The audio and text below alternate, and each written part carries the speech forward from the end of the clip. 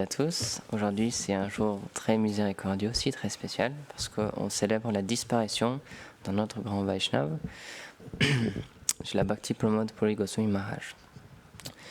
Donc je vais lire un petit peu aussi une partie de sa biographie pour pouvoir le glorifier aujourd'hui. Donc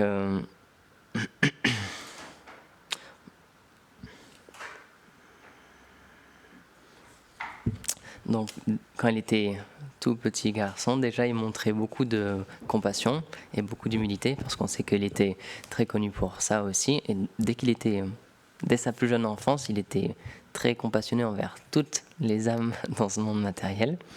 Et un bon exemple, c'est que ses parents, ils n'avaient pas beaucoup d'argent. Donc un jour, sa mère, elle a décidé, pour avoir un peu plus de revenus, de faire un goshala. Donc de s'occuper des vaches et de pouvoir gagner un petit peu d'argent avec ça. Et un jour, en l'aidant au goshala, il était très jeune, il avait 6 ou 7 ans, il a remarqué que sa mère, elle nourrissait pas toutes les vaches de la même manière. À certaines, elle leur donnait de la paille, des gâteaux de graines de moutarde, du sésame, du gourd, du sucre et d'autres aliments riches. Et à certains, elle donnait juste des ingrédients de moins bonne qualité. Donc il était intrigué, donc il lui a demandé pourquoi. Et donc elle lui a dit, je donne des aliments nutritifs aux vaches qui nous fournissent du lait, mais pas aux autres, pas à celles qui ne nous donnent pas de lait. Et donc là, tout de suite, donc il s'appelait Pramod Bhushan, tout de suite il a dit, moi je vous rapporte rien, au contraire, tu es obligé de dépenser beaucoup d'argent pour moi, alors pourquoi est-ce que tu me donnes de la bonne nourriture ? Et à partir d'aujourd'hui, s'il te plaît, traite-moi comme les vaches qui ne donnent pas de lait.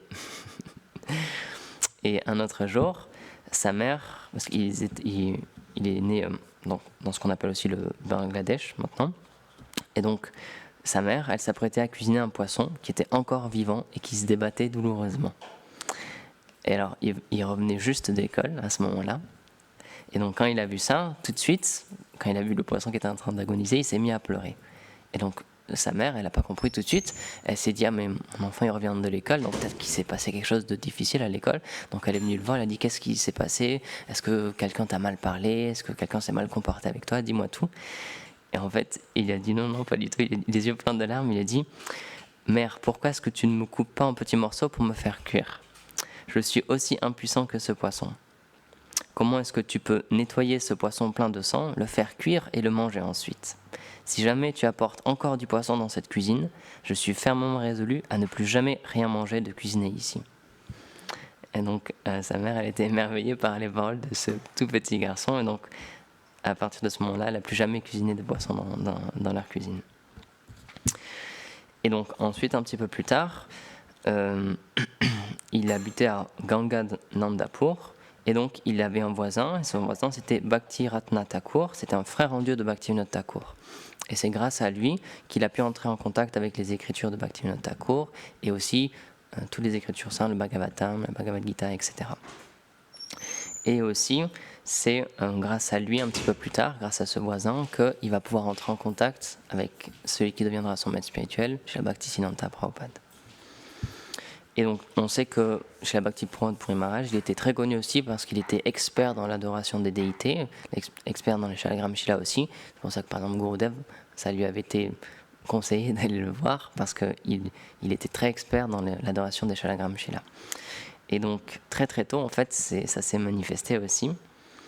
Et donc, ce voisin-là, Bhakti Ratna Thakur, il avait beaucoup d'affection pour Pramod Bhushan et très tôt, il l'a engagé pour s'occuper de ces déités, les déités qu'il avait chez lui. Donc c'était Shri Shri Radha Madan Mohan.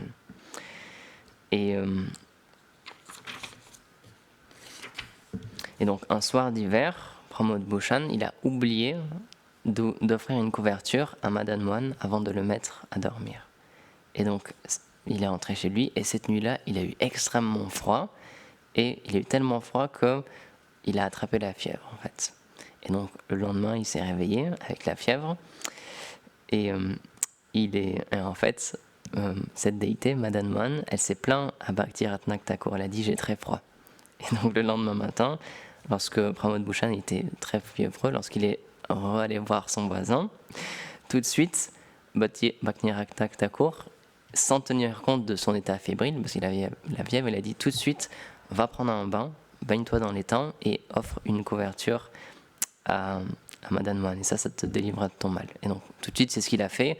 Et miraculeusement, la fièvre est partie tout de suite quand il s'est occupé de Krishna.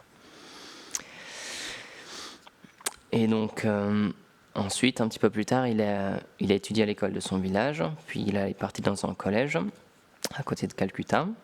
Et ensuite, il a intégré une école à Calcutta, donc c'était le Bangavasi College. Et là, il a terminé ses études supérieures. Donc, on dit college, mais je pense que c'est université, parce que les mots en anglais sont un peu différents. Il a obtenu avec mention son diplôme de chimie, et après ses études, il a travaillé comme officier au port de Calcutta.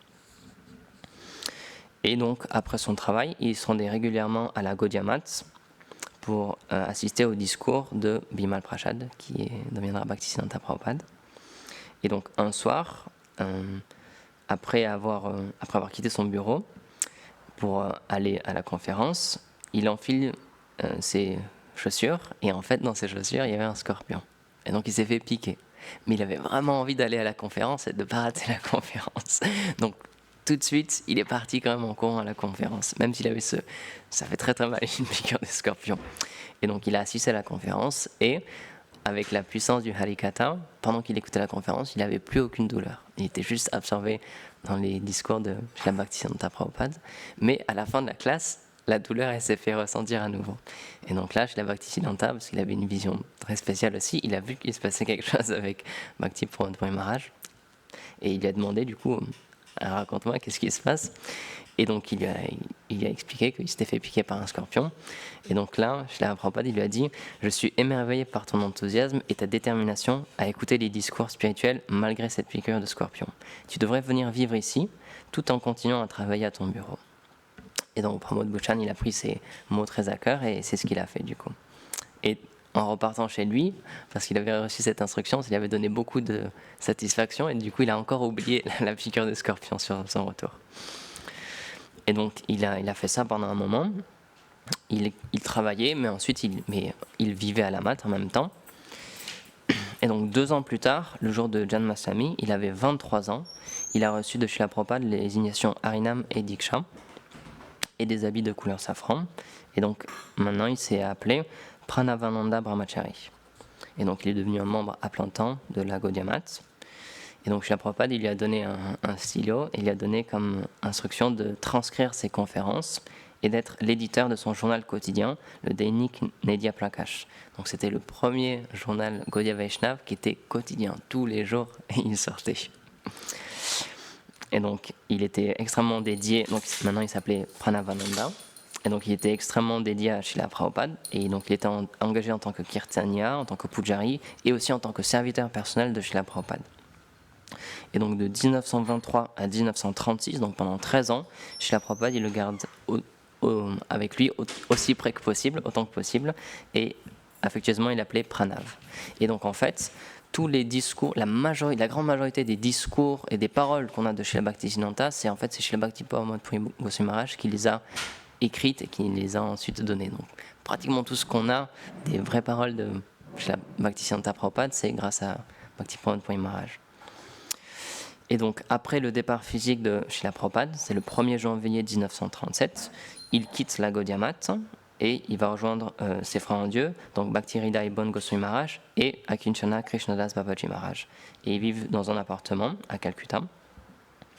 Et un jour, un petit peu avant le lever du soleil, il y a quelqu'un, une dame, une veuve, qui se présente à l'appartement, qui toque à l'appartement et qui demande à voir Puri Maharaj. Et donc il va la voir, mais il ne la connaissait pas du tout, il ne l'avait jamais vue, mais pourtant elle le connaissait. Et en fait, elle lui a expliqué « J'ai des déités de Radha Krishna à la maison, mais je ne les adore pas. » Et la nuit dernière, Radha et Krishna me sont apparus en rêve et m'ont dit de vous les amener à cette adresse. Je vous prie d'accepter mes déités, sinon, comme il me l'a été dit dans mon rêve, toute ma famille sera détruite. Et donc là, elle s'est empressée de faire ça. Et donc, évidemment, Pranavananda, il était empli de joie, et donc il a accepté ses déités. Et sa mère, donc là où il habitait avant, elle avait des déités de Sri Sri Radha Gopinath. Et donc, par attachement pour sa mère et ses déités, il a appelé ses nouvelles déités Sri Sri Radha Gopinath. Et un petit peu un peu de temps après ça, il y a eu la demande de son frère aîné, donc, qui s'appelait Kunjabiri Vidyabhushan, qui sera plus tard Srila Bhakti Vilas Tirtha Goswami Maharaj. Il devient responsable et pujari du Yoga Pit à Mayapur, donc c'est le lieu d'apparition de Chaitanya Mahaprabhu. Et il sert aussi en tant que rédacteur en chef du magazine Gaudiya. Et une nuit, Srila Prabhupada lui apparaît en rêve et l'initie au mantra sannyas. Et donc le lendemain matin, il se réveille, il note le mantra sur son journal. Et le 3 mars 1947, le jour des Kadashi avant Gaura Purnima, donc officiellement il prend l'ordre sannyas. Donc c'était au temple de Gaur Gadadhar à Champati. Et c'est son frère en Dieu, Srila Bhakti Gaura Vaikas Goswami Maharaj, qui lui donne l'initiation. Et là il reçoit le nom de Srila Bhakti Pramod Puri Goswami Maharaj. Et donc il servira à ce temple au Yoga Pit pendant plus de 8 ans jusqu'en 1955. Ensuite il va déménager un petit peu. Et en 1958, le jour de Radhastami, le roi du district de Burdwan, il lui fait don de l'ancien temple d'Ananta Vasudev qui est situé à Kalna. Et donc il s'occupe de ce temple-là pendant un moment. Mais ensuite, un peu plus tard, il y a Bhakti Daita Madhav Goswami Maharaj qui lui demande de superviser les publications de la Shri Chaitanya Gaudiya Math. Et donc, il accepte ce service et donc il transfère parce qu'avant il devait s'occuper de ce temple-là, donc il transfère les responsabilités de ce temple à son frère qui s'appelait Nani Gopal.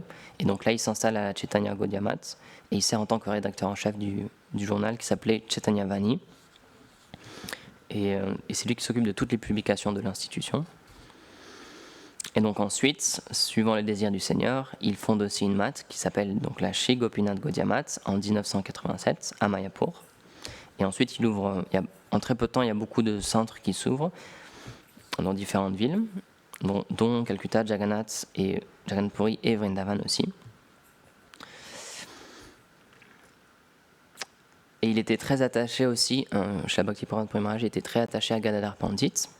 Et il avait lui-même installé des déités de Shri Gaur Gadadhar au temple à Mayapur. Et c'est une histoire qu'on connaît, mais qui est très intéressante. Un jour, c'était une après-midi, Srila Puri Goswami Maharaj, il a demandé très soudainement au responsable du temple de faire venir le pujari qui servait les déités. Et donc lorsque ce pujari il entre du coup dans son bhajan kutir, Srila Puri Goswami il s'exclame très gravement: pourquoi as-tu heurté Gadadhar avec ton coude? Il te faut implorer son pardon, sinon tu seras très vite empêtré dans la vie matérielle. Et donc dès que le pujari quitte la pièce, le responsable du temple il demande à Puri Maharaj: mais comment est-ce que vous saviez qu'il s'était passé quelque chose? Parce qu'en plus dans ce temple-là, cette pièce-là elle était fermée et il n'y avait pas de fenêtre. Donc il dit: c'est pas possible que personne n'ait pu voir quoi que ce soit. Et donc là, Puri Maharaj lui a répondu: c'est Gadadhar Pandit personnellement qui est venu me voir et qui s'est plaint, et en me disant que le pujari l'avait bousculé, s'était mal comporté avec lui. Donc c'est ça, quand les Vaishnavas sont très connectés avec le Seigneur, c'est le Seigneur directement qui les utilise et qui peuvent leur parler directement. Et donc ensuite, en 1997, il rédige son testament et il nomme son successeur. Et suivant les traces de Gadadhar Pandit, il demande alors à prendre Kshetra Sannyas à Jagannath Puri et d'y vivre et de rester là du coup jusqu'à la fin de ses jours. Et donc c'est le lundi 22 novembre 1999 à 2h10 du matin dans son bhajan kutir à la Shri Gopinath Gaudiya Math de Jagannath Puri qu'il quitte ce monde. Et avant de partir, il a dit: puisque mon Gurudev, Srila Prabhupada Bhaktisiddhanta Sarasvati Goswami Thakur, mon Param Gurudev, Srila Gaur Kishore Das Babaji Maharaj, ainsi que mes frères en Dieu sont tous en samadhi à Mayapur, je voudrais moi aussi y être mis en samadhi après avoir quitté mon corps. Et donc, suivant ses désirs, ses disciples ensuite, ils ont amené son corps à Mayapur et l'ont mis en samadhi dans l'enceinte du temple. Et son identité éternelle à Goloka Vrindavan, c'est Shri Palash Manjari, dont le service est de cueillir des fleurs pour Shri Shri Radha Gopinath. Donc voilà, encore une fois, c'est des très très grands Vaishnavas qu'on a la chance d'avoir dans notre filiation spirituelle, qui sont extrêmement qualifiés et qui viennent dans ce monde juste pour pouvoir nous aider, nous pauvres, à me perdre dans son monde matériel. Donc en ce jour, on peut le prier, on peut lui demander sa miséricorde et qu'on puisse nous aussi développer les qualités que Gurudev aime beaucoup, qui sont une très très grande compassion et une extrême humilité. C'est ce que raconte Gurudev lorsqu'il l'a vu, il dit tout de suite, c'était comme un soleil.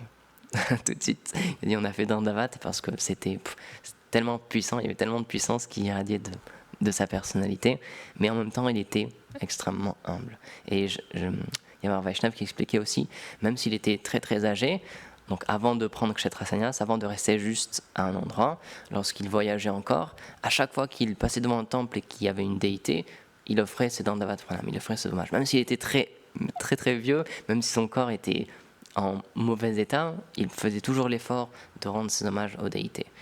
Et on sait que aussi il a eu une très bonne relation avec celui qui deviendra Bhaktivedanta Narayana Goswami Maharaj. Et il y a une histoire intéressante, c'est que donc, quand il était un peu plus jeune, Narayana Maharaj, il n'était pas encore Maharaj, mais c'était juste... il l'aidait en fait, il aimait bien l'assister, et donc quand il allait se baigner dans le Gange pour Maharaj, Narayana Maharaj y venait, il portait ses vêtements, etc. Et c'est expliqué que Narayana Maharaj, lorsqu'il avait joint la mat aussi, lorsqu'il avait rejoint le temple, il avait tout laissé derrière lui, mais il avait juste emporté une chose de sa vie d'avant, c'était un petit lota, donc c'est un petit pot dont on se sert pour transporter de l'eau, et il avait amené ce pot-là. Et un jour, alors qu'ils se baignaient tous deux dans le Gange, d'une manière inexplicable, le Gange il a un peu monté, il y a une grande vague qui est apparue et qui a emporté ce petit lota loin de lui. Et donc là, pour Maharaj, il a rigolé et il a dit c'est de très bon augure parce que le Gange, il enlève toutes les choses que tu avais pris avec toi dans la mat. Il dit c'est de très très bon augure. Et très longtemps après ça, ils expliquent que c'est en 2000, lorsque Bhaktivedanta Narayana Maharaj il est venu voir Bhaktiprad, un petit peu avant, lorsqu'il est revenu voir Puri Maharaj juste avant qu'il quitte son corps. Puri Maharaj lui a demandé est-ce que tu te souviens de cette histoire? Et il a dit oui, je me souviens très bien. Et ils ont ri ensemble tous les deux.